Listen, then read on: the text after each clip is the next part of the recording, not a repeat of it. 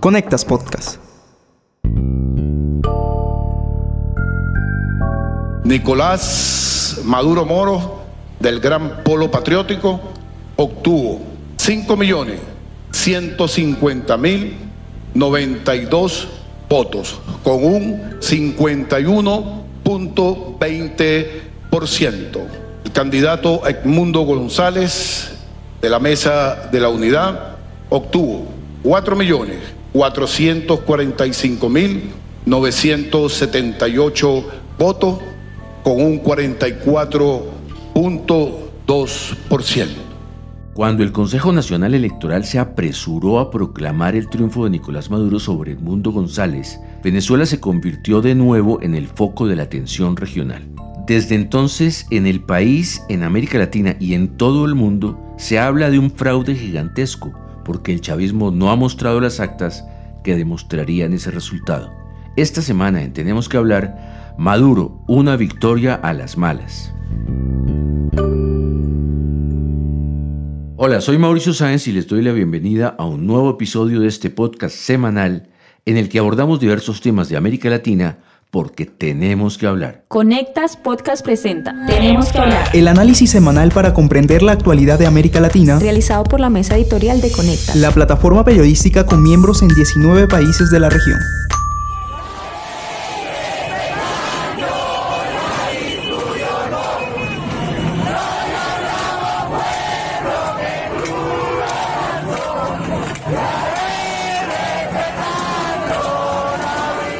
En los últimos días, miles de personas de todas las clases sociales han salido a la calle en Venezuela, pero sobre todo en Caracas. Protestan contra lo que consideran un fraude electoral cometido el 28 de julio.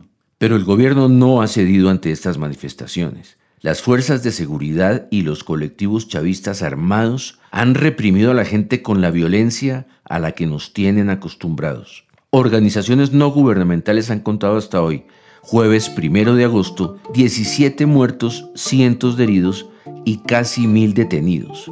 Mientras tanto, la comunidad internacional se divide y mira el estallido social muy preocupada. Para hablar de esto estamos hoy con Sugelis Tejero, editora de Conectas. Hola Sugelis, bienvenida. Hola Mauricio, contenta de volver aquí, aunque la verdad te confieso que la situación de mi país me tiene bien preocupada. Sugelis, en esta nueva crisis venezolana, porque desafortunadamente no es la primera desde que gobierna el chavismo, ha llamado la atención que la comunidad internacional haya reaccionado tan rápido. ¿Cómo se explica eso? Lo diferente ahora es que estas elecciones fueron el resultado de la presión internacional y de negociaciones muy intensas que llevaron al Acuerdo de Barbados. Con ese acuerdo se fijaron unas garantías electorales mínimas y ya los gobiernos que no son aliados del chavismo y también los organismos internacionales como la ONU y la OEA estaban alertas porque pocas de estas condiciones se habían cumplido antes de las elecciones del domingo. Por eso, por ejemplo, el presidente de Chile, Gabriel Boric, dijo a los pocos minutos de que se conocieran los resultados que su país no los reconocería hasta que fueran verificables. Y no fue el único. Otros 15 países no han reconocido los números que dio el Consejo Nacional Electoral. Todos han exigido que se presenten las actas de votación de cada mesa y centro electoral y también que se hagan auditorías con veedores independientes. Aunque Perú era el país que había tenido una postura más fuerte en la región, porque no solamente llamó a consultas a su embajador al día siguiente de las elecciones y luego reconoció a Edmundo González Urrutia como el presidente electo de Venezuela, ahora otros gobiernos como Estados Unidos, Uruguay y Argentina también reconocen la victoria del opositor. Esto, como te imaginarás, ha generado reacciones muy fuertes del gobierno de Maduro. Ya rompió relaciones con Perú y también ha retirado a su personal diplomático de Argentina, Chile, Costa Rica, Panamá, República Dominicana y Uruguay, que no han querido reconocer su supuesto triunfo. Pues parecería que Maduro entonces está como quedando solo en la región. ¿Qué países le apoyan actualmente? Son pocos en realidad. Solo Bolivia, Cuba, Nicaragua y Honduras dentro de América Latina reconocen abiertamente la victoria de Maduro. Y ya fuera de la región, China, Rusia e Irán. Moscú incluso criticó a la oposición por no aceptar los resultados. Pero esos no son los únicos aliados o medio aliados de Maduro en la región. ¿Qué han dicho, por ejemplo, Gustavo Petro y Lula da Silva? Petro optó por la prudencia dijo que hay que evitar los enfrentamientos y la violencia entre venezolanos y muy al final de su declaración dijo que el escrutinio debía ser transparente para asegurar la paz y la democracia. Lula fue más o menos por el mismo camino. Dijo que cuando se presenten las actas y se confirme que son verdaderas, todos tendrán la obligación de reconocer el resultado electoral. ¿Cómo es que va a resolver esa briga? Apresentar acta. Se a acta tiver dúvida entre a oposição e a situação, a oposição entra com recurso, sabe? E vai esperar na justiça tomar o processo. E aí vai ter uma decisão que a gente tem que acatar. Lula también dijo que si hay dudas sobre los resultados, la oposición puede presentar un recurso de apelación y esperar el proceso en los tribunales. Y que lo que diga la justicia debe ser acatado. Sí, pero eso puede funcionar en países democráticos con Estado de Derecho, y eso es justamente lo que en Venezuela no existe. Todo el mundo sabe que el chavismo controla los poderes. Es curioso, fíjate, justo al día siguiente que Lula propuso que los jueces resolvieran el conflicto, Maduro pidió al Tribunal Supremo que audite los resultados de las elecciones. He apelado a la Constitución por la paz de Venezuela y he traído un recurso contencioso electoral contenido en la Constitución, en la Ley Orgánica de Procesos Electorales, en la Ley Orgánica del Tribunal Supremo de Justicia, para que la Sala Electoral del Tribunal Supremo de Justicia se aboque a dirimir este ataque contra el proceso electoral, este intento de golpe de Estado utilizando el proceso electoral y aclare todo lo que haya que aclarar sobre estos ataques, sobre este proceso. Venezuela tiene instituciones fuertes. Lula tiene una fuerte influencia regional y hasta podríamos decir que mundial. Y no por haber sido aliado del chavismo muchos años, sino porque es el presidente de Brasil, que es la economía más grande de América Latina, un país miembro del G20 y también de los BRICS. Es tan importante Lula que habló directamente con el mandatario estadounidense Joe Biden, precisamente para analizar qué hacer con Venezuela. Pero Lula no está en una posición fácil. Dentro de Brasil, su postura sobre Venezuela podría traerle problemas, ya sea si avala la denuncia de fraude electoral de la oposición o si se pone del lado de Maduro, porque la polarización que vive Brasil entre la izquierda que Lula representa y la derecha bolsonarista lo puede golpear a nivel de opinión pública. De esto conversé con el analista brasileño Marco Bastos. Si el PT legitima lo que muy probablemente fue un fraude electoral ayer en Venezuela, ¿qué relato el PT en Brasil va a tener de acá a 2 años cuando la derecha bolsonarista, que siempre habló de fraude en Brasil, sin ninguna prueba, imitando a la derecha estadounidense de Trump, ¿qué argumentos van a tener ellos para decir que defienden la democracia? En realidad Lula ha tenido una posición, digamos, cambiante en el último año. No te olvides que una vez declaró que eso de decir que Venezuela es una dictadura es una narrativa construida, es decir, un cuento. Pero una semana antes de las elecciones rechazó el baño de sangre anunciado por Maduro y le dijo que el que pierde, sale. Para varios analistas con los que conversé, lo que está pasando en mi país es inédito.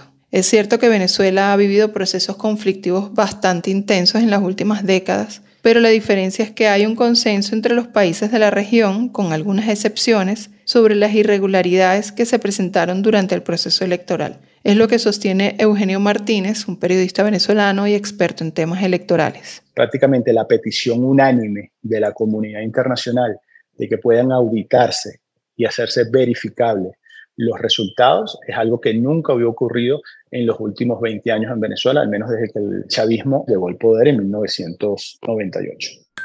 Sí, es que el chavismo ya había puesto obstáculos a las elecciones, había negado el derecho del voto, había detenido opositores, pero nunca había llegado al extremo del fraude descarado. Hasta una organización tan respetada como el Centro Carter declaró que estas elecciones no pueden ser consideradas democráticas. Y Maduro, sin ponerse colorado, dijo tranquilamente que el Centro Carter pues es un operador del Departamento de Estado y que ya tenía preparado su informe desde hace un mes. Imagínate, el organismo de defensa de la democracia fundado por el propio Jimmy Carter, al que el régimen había invitado. Hay algo cierto en todo este proceso de reclamos de transparencia en la región, Mauricio, porque parece que Maduro se está quedando solo. Por el momento le apoyan en su mayoría solo los países autoritarios.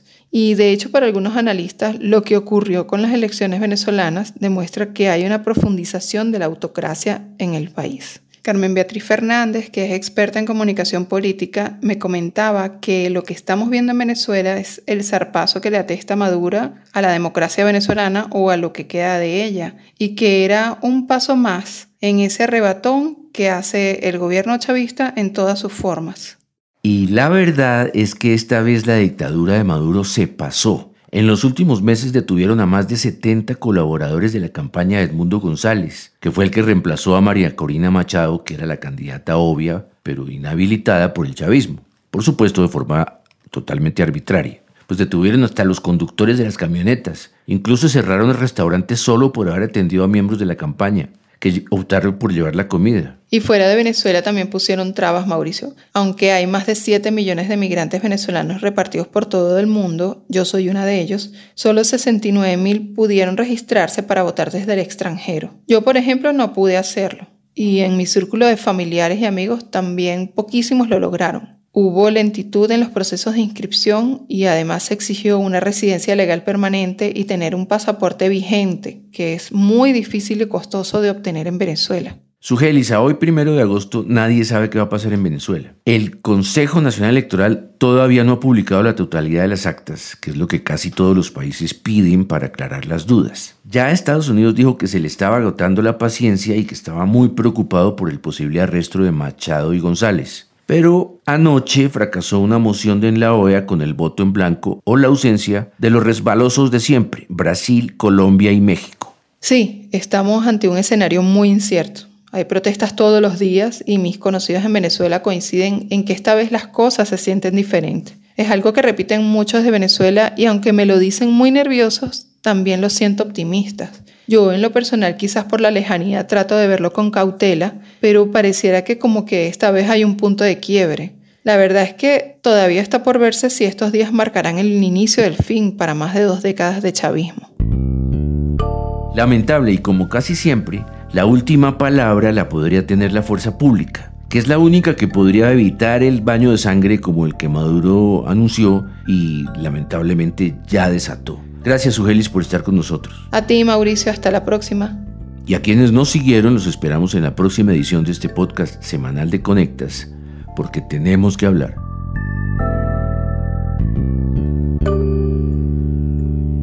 Para conocer a profundidad más contenidos de análisis sobre las Américas, visítanos en www.conectas.org. Escúchanos cada semana en Spotify, YouTube, Apple y Google Podcasts. Activa las notificaciones y déjanos tus comentarios porque en Latinoamérica tenemos que hablar.